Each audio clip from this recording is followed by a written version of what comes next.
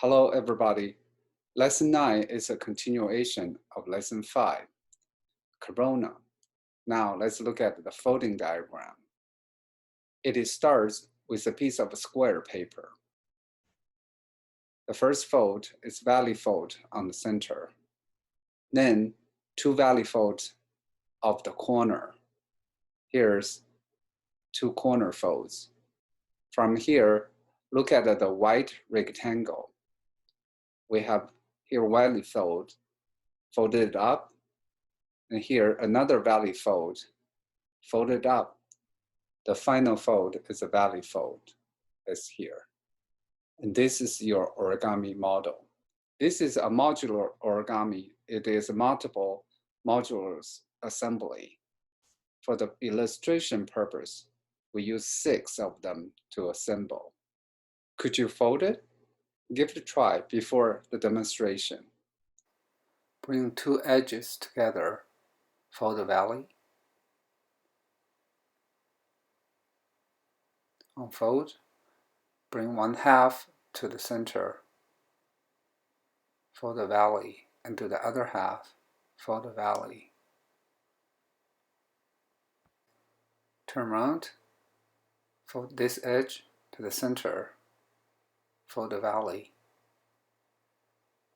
Next, fold the center valley and the last valley. Make a fold.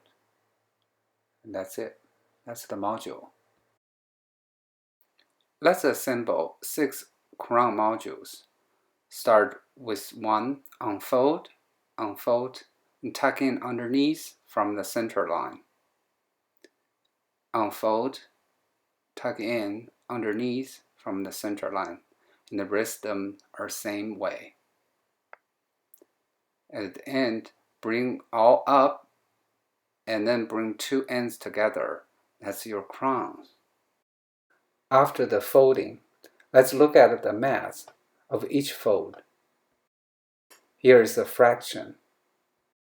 This fold gives us 1/2. This fold gives us 1/4.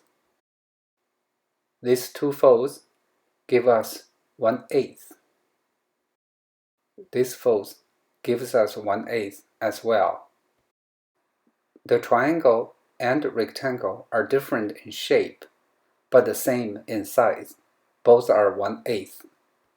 Origami gives us different shapes: square, rectangle, and triangle.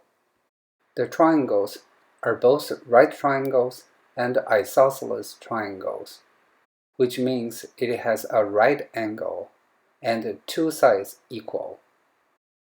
The other two angles in the triangle is half of 90 degrees, which is 45 degrees.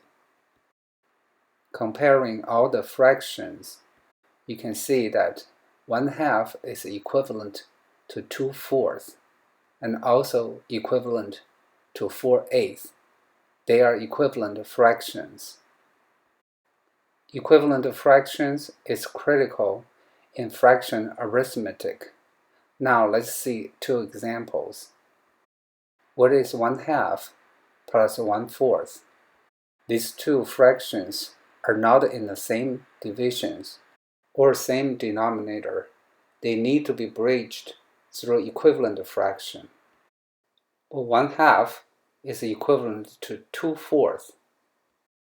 With common denominator, we can simply add the numerators to get the 3/4. Another example is 1/2 minus 1/8.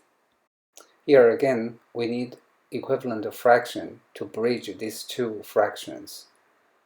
1/2 is equivalent to 4/8. Now, with the common denominator, we can subtract the numerators to get 3/8. Next is the genius challenge for spatial reasoning. For this square one, how big is the origami model? How long is the width and the height? For this 6-module corona, what is the circumference? You may pause the video and think about these questions. Comparing the origami model with the paper size, we can find out that the width is 1 and the height is 1/2. For the corona, one section is 1/2. We have 6 modules, so the total is 3.